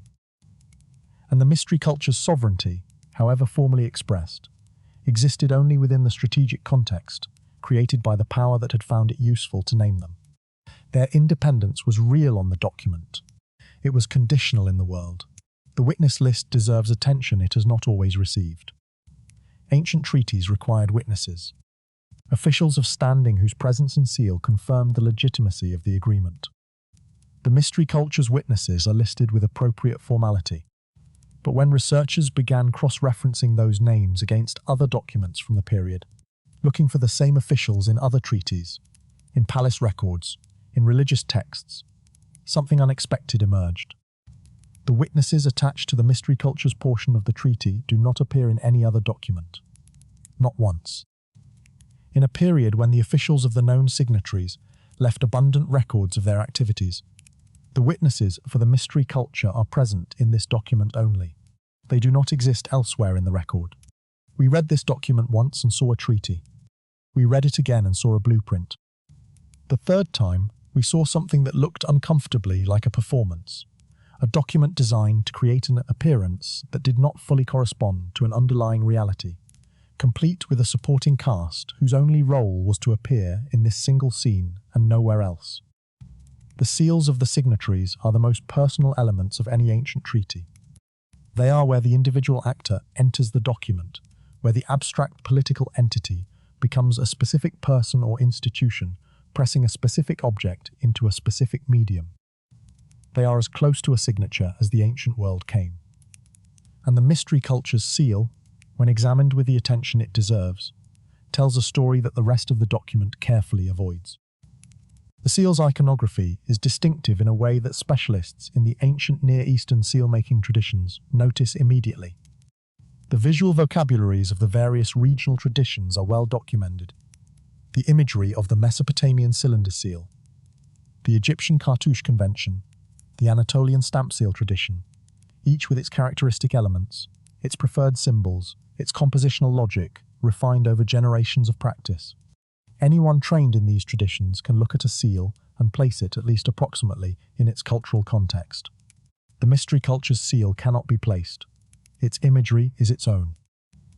The arrangement of its elements follows a compositional logic that appears nowhere else in the official diplomatic record. The craftsmanship is skilled, the design is deliberate, the iconographic choices are evidently meaningful, but it is unlike anything else at the table. For decades, the seal was studied in isolation, treated as a feature of the mystery to be noted alongside all the other anomalies, filed in the category of things that needed explanation, but had not yet received it. The breakthrough came not from the specialists who had been examining it longest, but from a researcher whose primary focus was on the material culture of mobile pastoralist peoples in the region. Not treaty signatories, not palace elites, but the semi-nomadic and fully nomadic communities whose lives left traces in the records of neighbouring civilizations rather than in their own archives. This researcher, cross-referencing visual databases that had never previously been examined side by side, identified one element of the mystery culture's seal iconography that appeared in another context entirely. The decorative metalwork of a mobile trading group documented by a neighbouring civilization as occasional commercial partners. Not a palace, not a temple. The jewellery and personal ornaments of people who moved between places and whose most portable possessions were their most important ones. The same symbol, the same compositional logic, the same specific visual vocabulary, appearing in two places separated by hundreds of miles. One on a major diplomatic treaty of the ancient world, one on the personal ornaments of people who never appeared in any official record at all. One symbol, two completely different contexts. The person who pressed that seal into the clay was not who the treaty said they were, not in the sense of being an imposter, but in the sense that their actual identity was far more fluid, far more networked, far less fixed than the diplomatic persona the document projected. The seal does not belong to a state. It belongs to a network. And a network, pressed into the clay of a diplomatic treaty, is one of the most eloquent pieces of evidence in this entire case. It points outward, to mobile peoples, to trade routes, to a world that moved rather than settled. It confirms what everything else in the evidence had been building toward. This culture was not a state. It was a network. And networks, it turns out, are very hard to erase. We have been looking for a country. But they were never a country. A network is not a country. This distinction, which sounds simple, has profound consequences for how we understand everything examined in this documentary. Countries have fixed locations. Countries have centralized governments and defined institutions. Countries appear in official records because the administrative systems that maintain official records are themselves products of the same logic that produces countries, the logic of settlement, centralization, and territorial definition. A network exists differently. It exists in its connections, not its locations. It is distributed rather than centralized, mobile rather than fixed, defined by its relationships rather than its boundaries. Networks do not leave the same kind of evidence that countries leave. They leave traces in the movement of goods, in the diffusion of cultural practices, in the simultaneous appearance of related features across a wide geographic range, in exactly the kind of evidence that the mystery culture has left throughout the archaeological, linguistic, and commercial records. The assemblage anomalies make sense if the culture was a network, because a network's material culture is never produced in one place or time. It is the output of many nodes, each one slightly different, but all sharing the deeper structural vocabulary that defines the network as a whole. The linguistic isolate makes sense if the network maintained its language as a deliberate marker of internal identity, a code that functioned precisely because it was opaque to outsiders. The phantom merchant phenomenon makes perfect sense if the culture was a trading network by nature, not a state that happened to trade. The mystery is not that they disappeared. The mystery is that we ever thought they were the kind of thing that could disappear by the means we have been hypothesizing. Conquering a state makes the state disappear. Expunging a state's name from the record makes the state legally invisible. But a network does not depend on its name for its functioning. The name, the official identity, the treaty persona. These were all, from the network's perspective, costumes, worn when useful, set aside when not. The network itself continued, without the name, in the form it had always had. Mobile, distributed, connected, invisible to the administrative systems that only knew how to see states. This reframing changes the documentary's central mystery fundamentally. We have spent hours asking why a culture disappeared. The better question, the one the evidence has been pointing toward all along, is why we failed to look for them in the right form. The culture did not disappear. Our framework disappeared them, and that is a very different kind of problem. Because frameworks, unlike lost civilizations, can be corrected. The seals, the language, the trade records, the oral traditions, the genetic markers. They were never the scattered remnants of something that had ceased to exist. They were the continuous evidence of something that had never stopped existing, in the form it had always held, beneath the diplomatic costume that one great empire chose to put on it for one diplomatic moment, and then chose to remove. We have been looking for a country, but they were never a country. They were something older, stranger, and far more durable. And our entire framework for understanding them has been wrong from the start.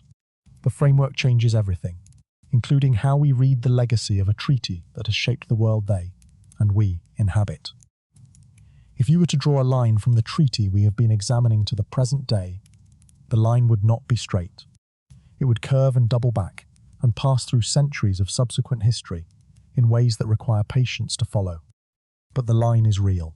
The treaty's legacy, filtered through the political decisions made in its wake, the territorial arrangements it established, the diplomatic precedents it set, the buffer state strategy it crystallized into documented form, reaches forward through time in ways that are traceable, and that arrive eventually at the borders on a contemporary map.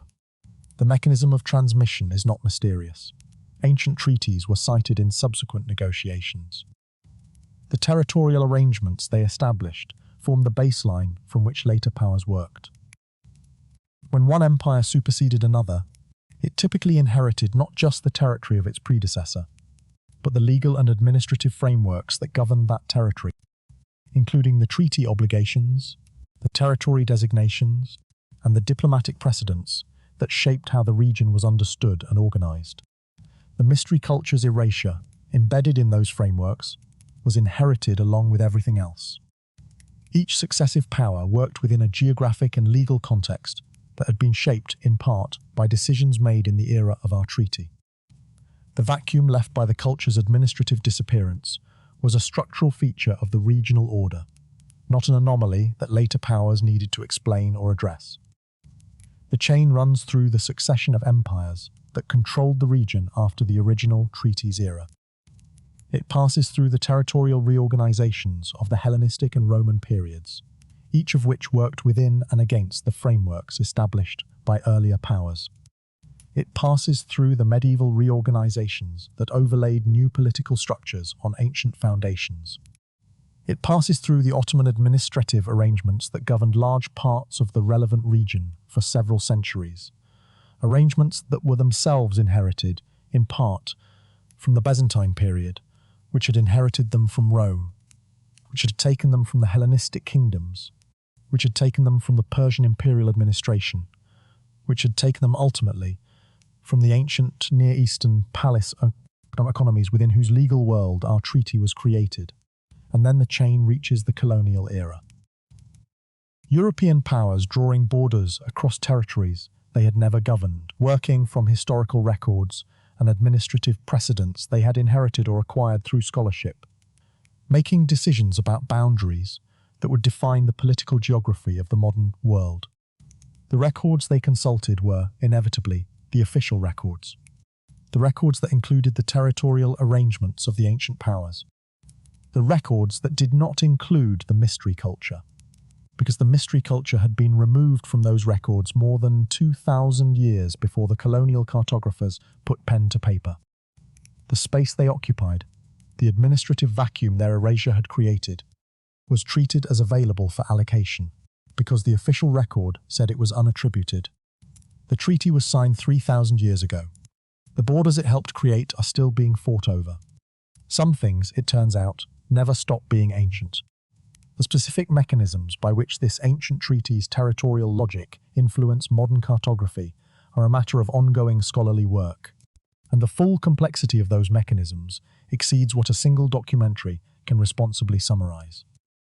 What can be said with confidence is this: the principle embodied in the treaty's approach to the mystery culture, the principle that a territory can be made administratively available by removing its occupants from the official record, did not die with the treaty. It was embedded in the regional administrative tradition, inherited by successive powers, and deployed, in various forms, across the full span of the political history of the region. The culture that signed the treaty, and was then erased from it, did not just lose their own history. They contributed, through the mechanism of their erasure, to the shaping of histories that had not yet begun. The scholars who are still fighting about them understand this. The contemporary implications of the academic debate are not incidental to it. They are the reason the debate matters. The academic controversy surrounding this culture and this treaty is alive, contentious, and shows no signs of settling into consensus. This is, in a certain sense, the appropriate condition for a question this complex and this consequential. It means the questions raised by the evidence are being taken seriously, that the scholarly community has not simply settled on a convenient but insufficient explanation and moved on. But it also means that anyone who has followed this documentary must understand that the narrative presented here, while grounded in documented evidence and careful reasoning, is one interpretation among several, and that serious scholars hold different views about its key conclusions. The mainstream position tends toward caution about the more dramatic claims. Mainstream scholars generally acknowledge the anomalies, the unclassifiable assemblages, the linguistic isolate, the commercial invisibility, the abrupt disappearance from the record, but prefer explanations that do not require positing deliberate political manipulation on the scale that the more revisionist interpretations demand. In the mainstream view, the anomalies are the product of ordinary historical attrition, record-keeping failure, preservation chance, the inherent limits of evidence from a period where so much has been irretrievably lost. The buffer state thesis is considered speculative. The deliberate erasure argument is considered to overinterpret the available evidence. The crypto-ethnicity interpretation is considered an anachronistic application of a modern concept to an ancient context. The revisionist position, the one this documentary has largely followed, argues that the weight of converging evidence from multiple independent source traditions is too great to be explained by ordinary attrition, and that the specific patterns of the mystery culture's appearance and disappearance are most economically explained by deliberate political action. No single piece of the revisionist argument is conclusive. Its power lies in the accumulation, the way each anomaly reinforces the others, the way the overall pattern makes more sense under the deliberate action hypothesis than under the accident of preservation hypothesis. The revisionists are not arguing from ideology. They are arguing from methodology, from a commitment to taking the full range of evidence seriously, including the evidence from unofficial sources and oral traditions that the mainstream has been slower to incorporate. The emerging position, influenced by network theory and mobile people's scholarship, argues that both the mainstream and revisionist schools are working within a conceptual framework, the state as the basic unit of historical analysis, that distorts the evidence from the outset. If you are looking for a state, everything you find will be measured against the state as a standard. The anomalies will be gaps in the state's record rather than evidence of a fundamentally different kind of entity. This school argues that the mystery can only be properly understood when the state-centric framework is abandoned, and that when it is abandoned, much of what appeared anomalous becomes straightforwardly explicable. 3,000 years later, we are still fighting about who these people were. The irony is that we are fighting in exactly the way they would have recognized, as a question of recognition, of naming, of which authority gets to declare what is real and what is not. That continuity is not coincidental. It is the signature of an unresolved problem. For the communities connected to this mystery culture through genetic and oral tradition evidence, the academic debate has a texture that the seminar room does not fully capture. For scholars, the unresolved questions are an invitation to further research. For the communities whose identity may be at stake in the answers, the unresolved questions are something more immediate. They are a continuation of the original problem. The same question of recognition, reframed in contemporary language, playing out in contemporary institutions that were not designed with them in mind. The testimony collected from these communities over the course of the research associated with this mystery reveals a range of responses that resists easy summarization. Some community members embrace the connection to the ancient culture with genuine enthusiasm, seeing the research as a recovery of a heritage that has been suppressed for centuries. A kind of vindication, a return of something that was taken without consent and without apology. The recovered name, the confirmed linguistic continuity, the genetic evidence of distinctiveness. These feel, to some, like the pieces of an identity that was always partially hidden even from its own bearers.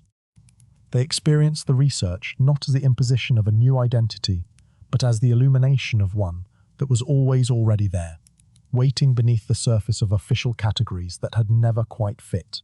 Others are more cautious. They note that academic identification does not translate automatically into political recognition. That being cited in a scholarly paper does not change the administrative realities that govern daily life. That the history of minority and indigenous communities being studied by outside researchers is long enough and complicated enough to warrant genuine reserve. They have seen, or their parents have seen, or their grandparents have seen, the consequences of being made into the object of scholarly attention without being given genuine voice in how that attention was directed or how its conclusions were applied. The caution is earned. It is not skepticism about the research itself so much as skepticism about the institutions through which the research moves and the purposes those institutions tend to serve. Still others question the identification itself, wondering whether the connection being drawn between their community and the ancient mystery culture is accurate, whether the researchers have the interpretive tools to navigate a history this layered, whether the genetic and linguistic evidence is being read with appropriate humility about its limitations. These community members are not rejecting their history. They are insisting on the right to evaluate the evidence for themselves, to be participants in the research rather than its subjects, to hold the scholarly claims to the same standards of evidence and accountability that scholars hold each other to. That insistence is not an obstacle to the research. It is, if the research is genuinely good, an improvement to it. What runs through all of these responses across their differences is a common understanding that the academic framing, treating this as a mystery to be solved, is not the only way, or even the most important way, to relate to this history. A mystery is something that has been lost to the people examining it. But the communities connected to this culture did not lose it. It was taken from them. The difference between those two things is the difference between a puzzle and an injury. For the scholars, this is a mystery. For the communities, it is a wound. The difference between those two things is the difference between history and lived experience. And it is a difference that anyone who approaches this subject has a responsibility to hold carefully, at every step. The mystery is not theirs. It belongs to the record keepers who created the absence. The living communities did not lose themselves. They were lost by others. And being found again by others is not the same as finding yourself. The concept of historical justice is young, as concepts go. It has acquired institutional form only in the last few decades. In the UNESCO frameworks for the protection of intangible cultural heritage, in the growing literature on transitional justice and historical reckoning, in the work of legal scholars beginning to ask whether the injuries inflicted by ancient or colonial-era acts of erasure can or should be addressed by contemporary institutions. The concept is young. The questions it addresses are ancient. Every society that has ever suppressed another society has left behind a debt. The question of whether those debts are payable, and by whom and in what form, is one that human civilization is still learning to ask honestly. The UNESCO frameworks offer one starting point. They establish, at the level of international agreement, the principle that intangible cultural heritage, including oral traditions, ritual practices, traditional knowledge, and the linguistic systems that carry all of these, deserves active protection and recovery. This principle applies, in theory, regardless of whether the culture in question is officially recognized by a state, regardless of whether its history is contested in the academic literature, regardless of whether the communities that carry it have political standing in the structures of international law. The principle says, this matters. It does not provide a complete methodology for acting on that mattering. But the acknowledgement is where all action begins, and the acknowledgement is harder to arrive at than it sounds, because arriving at it requires overcoming the institutional inertia of systems that were built to manage the present rather than to reckon with the past. The academic community has a specific obligation that goes beyond the general one. The research conducted on this mystery culture, the archaeological surveys, the linguistic analysis, the genetic studies, the ethnographic documentation, was conducted primarily by scholars from institutions located outside the communities most directly affected by the findings. The knowledge produced by that research circulates in journals and conferences and documentary formats, while the communities whose heritage it describes have often had limited access to it, limited voice in how it is framed, and limited ability to contest interpretations they find inaccurate or harmful. This asymmetry is structural, embedded in the way academic research has historically been organized and funded. Acknowledging the structure does not excuse any individual researcher or institution from the responsibility to work deliberately against it, to prioritize community consultation, to share findings in forms that are accessible to the communities involved, to treat those communities as partners in the research rather than as its subjects. The legal dimension is more contested. Whether the administrative disappearance of an ancient culture, the deliberate erasure of a people from the legal record of their era, creates any actionable obligation in contemporary international law is a question that scholars are beginning to raise, but that institutions have not yet begun to seriously address. The chains of causation are long. The evidentiary standards for establishing legal responsibility across 3,000 years of intervening history are formidable. The political will to engage with such questions is, in most institutional contexts, limited, but the fact that a reckoning is difficult does not mean it is unnecessary. History is not just the past. It is a set of debts, some of which are still unpaid. The question is not whether we owe something. The question is whether we are honest enough to admit it. So let us return, one final time, to the question at the center of every chapter of this documentary. Did this culture technically never exist? The word technically is the most carefully chosen word in this entire discussion. It is doing a very specific kind of work. It is acknowledging that within a particular framework, the framework of official political recognition, of named and acknowledged sovereignty, of continuous presence in the documents produced by the powerful, the culture in question fails to register. In that narrow, specific, deliberately constructed sense, they did not exist. The official record did not carry them. The archival silence is real and documented and not in dispute. but consider what exists in every other dimension. A material culture, real objects made by real hands, distributed across real sites in a real landscape, persistent enough to confound every classification system that tried to contain them. A language, complete, functional, sophisticated, spoken by real people who learned it as children and carried it through their lives and embedded its sounds in the songs of a tradition that outlined everything else. A trade network, extensive, active, commercially significant enough to supply goods to markets across the known world, disciplined enough to do so for generations without allowing its name to appear in any record. A body of oral tradition, carried forward by living communities across a span of time that dwarfs the distance between us and the Roman Empire, preserved not because anyone decided to preserve it, but because it was woven into the fabric of daily life in ways that daily life could not discard. A genetic signature, present in living bodies, in living communities, in people who wake up each morning in the same landscape where their ancestors pressed that unclassifiable seal into ancient clay. A name recovered, translated, understood, carrying in its meaning the evidence that the people who chose it knew what was coming and chose, in their naming, to leave a testimony against it. In every meaningful sense, this culture existed. They were as real as the empires that named them. They were as real as the scholars who discovered them.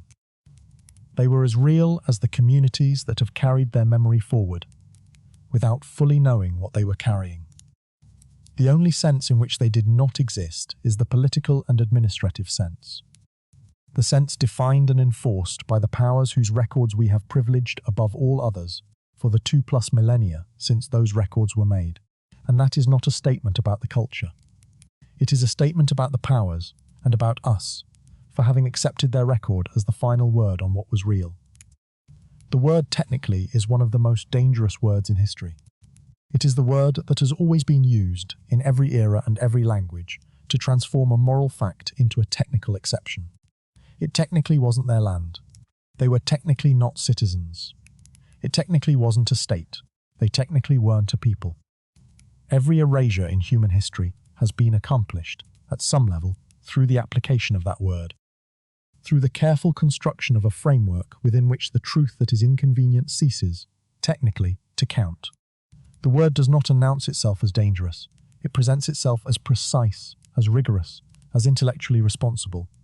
It says, I am not denying the humanity of these people. I am only noting that within the applicable framework, their claims do not register, and the humanity, disavowed with such careful technical precision, disappears. Recognizing this pattern, seeing it in its historical context, naming it for what it is, refusing to let the word do its quiet work unchallenged, is the minimum that knowledge requires of us. The documentary has spent 20,000 words establishing that this culture existed in every sense that matters. What remains is to say so, plainly, without qualification, without the shelter of technically. They existed, they were here, they mattered. There is a room somewhere in the world where the past refuses to stay quiet. The document is still there, behind its conservation glass, in its filtered amber light. You can visit it. You can stand in front of it and read the names. The names of the known powers, legible and familiar, anchored in the record by centuries of scholarship. And then, there among them, the name of the ones who should not have been there, who were there, who have been debated and analysed and almost forgotten all over again, more than once, sets, across the centuries that separate their ceiling from this moment. But now you know something that most visitors to that room do not know. You know that the name in the document is not a mystery to be solved, it is a testimony to be heard. It speaks if you stand close enough and listen carefully enough, in a language that no longer has any living speakers who know what its words mean, but whose sounds survive, embedded in a song, carried across 3,000 years by people who did not know they were carrying history. They only knew they were singing what their mothers sang. The dust particles still float in the amber light. The silence of centuries still presses down on the glass. But the silence is different now, because you know it is not natural. It was made. It was maintained. It required effort and intention, and the sustained will of institutions that are long dead, in service of interests that no longer exist, for the benefit of powers that the record itself has largely forgotten. The silence was manufactured, and manufactured silences, when enough people know they were made, begin to break. Think about what was required to sustain that silence across 3,000 years. Every generation of record keepers had to choose, actively or passively, not to look too closely at the gap.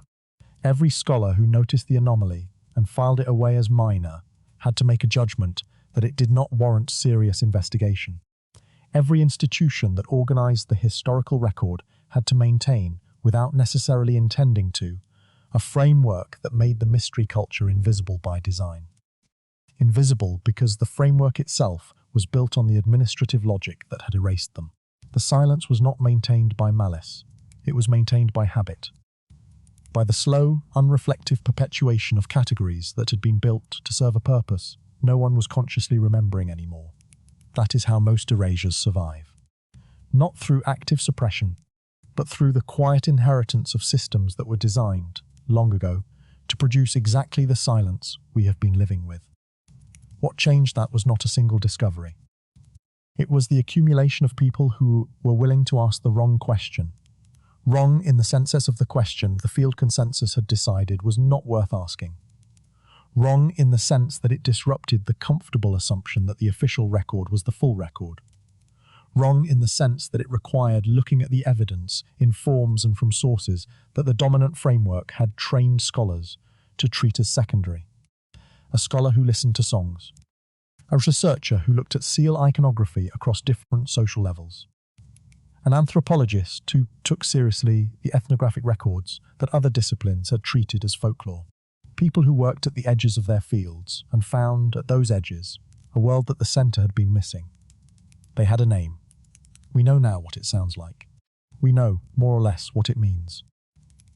We know that someone sang it this morning, in a village in a landscape that holds their memory in its place names and its soil, without knowing that they were singing 3,000 years of survival into the ordinary air of an ordinary day.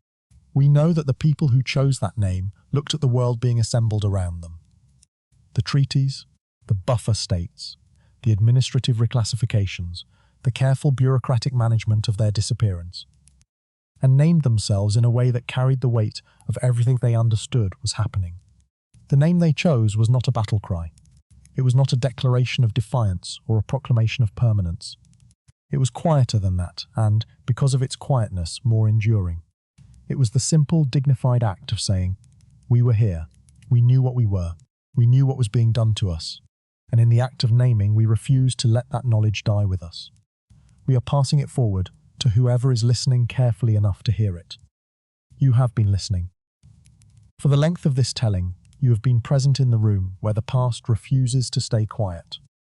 You have followed the evidence through the archaeology and the linguistics and the trade records and the margins and the songs. You have arrived at last at the meaning of the name, at the place where a goodbye becomes, across 3,000 years of improbable transmission, something closer to a greeting. They are, in the only sense that ultimately matters, still here. We found their name, we found their memory, we found their descendants. What we have not yet fully found, what this documentary can point toward but cannot itself supply, is the collective will to say what the evidence demands. Not technically, not with qualification, not with the careful hedging of institutions that are still deciding whether the past has any claim on the present.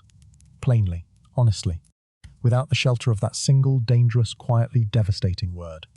They were real, they were here, they mattered. The screen fades, the amber light dims to nothing. In the silence that follows, in the manufactured silence that was never as complete as it was designed to be, a name remains. It has been remaining for 3,000 years.